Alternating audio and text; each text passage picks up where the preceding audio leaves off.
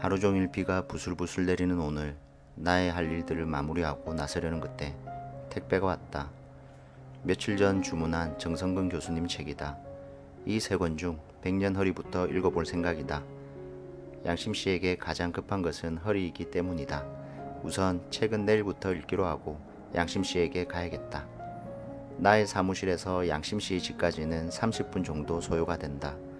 평생을 자식에게 희생해온 양심씨의 시간에 비하면 이 정도 시간은 아무것도 아닌 것 같다. 진작에 이랬으면. 후회가 남는다. 차에 내려 주택가 골목을 따라 걸으면 막다른 곳에 있는 집이 양심씨의 집이다.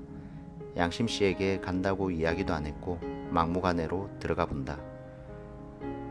쉬라고 했는데 또 무리하게 일할 수도 있기 때문에 점검 차원으로 말이다. 저 왔어요 라는 말에 무심한 듯 쳐다보신다. 양심씨의 인사 방법이다. 양심씨의 집에는 아주 오래된 의자 3개가 있다. 의자를 바꿔서 허리에 무리를 덜 주기로 마음을 먹었고 마침 택배가 와 있었다. 양심씨의 건강한 허리를 생각하면서 의자를 신나게 조립을 했다. 팔 받침이 있고 바퀴 없는 타입으로 선택을 했다. 허리가 많이 안 좋을 경우 스스로 허리를 곧게 펴는 것이 무리가 될 수가 있다고 하여 앉았을 때 받쳐주는 쿠션도 시켜두었다. 쿠션에 솜도 빵빵하게 넣어주었다. 모든 것이 세팅이 되었고 양심씨를 앉혀본다. 혼나면 어쩌지? 사실 양심씨는 내가 뭘 사다 주면 뭐 한다고 이런 거 사왔냐고 혼을 내지만 몰래 통화하는 거 들어보면 친구분께 아들이 이런 거 사오지 마라고 했는데 사왔다면서 자랑을 하시는 걸 알고 있다. 귀여운 양심씨, 사랑스럽다. 양심씨가 앉아보더니 너무 좋다고 하셨다. 뿌듯한 순간이다. 정말 다행이다. 양심씨에게 항상 앉을 때 쿠션 받치고 앉으라고 말씀을 수차례 해드리고 나머지 의자는 버리기 위해 우선 문 밖에 놔두기로 한다. 박스도 아버지께서 버리기 쉽게 한 군데에 쌓아두었다. 박스는 직접 버리려고 하니 아버지가 박스 버리는 거 전문이시라며 거기 두면 된다고 하셨다.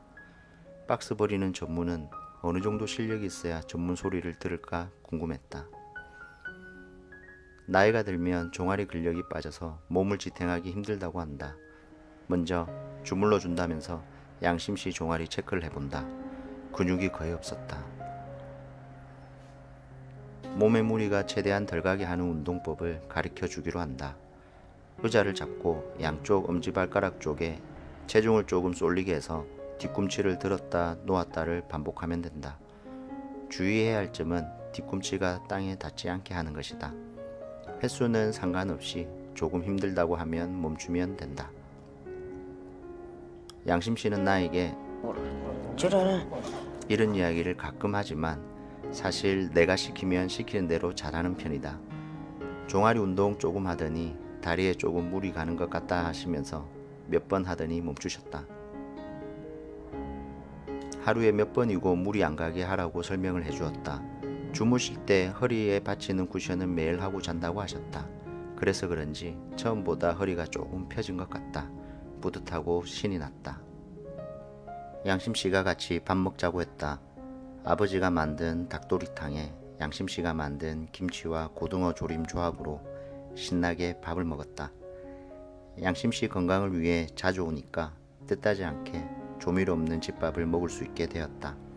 양심씨 덕분에 나도 건강해질 수 있을 것 같은 느낌이 든다. 오래된 습관을 바꾸는 것만이 건강할 수 있는 지름길이라 믿고 있다. 양심씨가 40년 동안 생활해온 이곳, 이 집 환경을 바꿔버리면 반드시 지금보다 훨씬 건강한 양심씨를 만날 수 있을 거라 믿어 의심치 않는다. 오늘도 하나의 미션을 완수하고 나날이 건강해질 양심씨를 생각하며 나는 나의 집으로 간다.